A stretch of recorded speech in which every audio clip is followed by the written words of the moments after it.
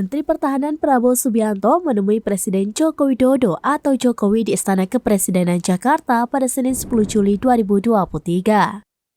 Adapun hal yang dibahas dalam pertemuan tersebut yakni peningkatan kerjasama pertahanan Indonesia dengan sejumlah negara.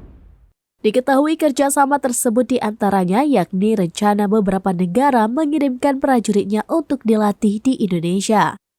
Prajurit yang ingin dilatih tersebut mulai dari bintara hingga perwira. Dalam pertemuan tersebut, Prabowo juga melaporkan mengenai kemajuan industri pertahanan Indonesia. Menurut Prabowo Subianto, perkembangan industri pertahanan Indonesia terus meningkat, salah satunya industri pesawat terbang. PT Dirgantara Indonesia, kata Prabowo, kini mampu memproduksi pesawat CN-235 sebanyak 8 armada setahun dari sebelumnya hanya 2 unit per tahun. Peningkatan produksi tersebut, kata Prabowo, sangat bagus mengingat banyak permintaan dari negara lain terhadap pesawat tersebut.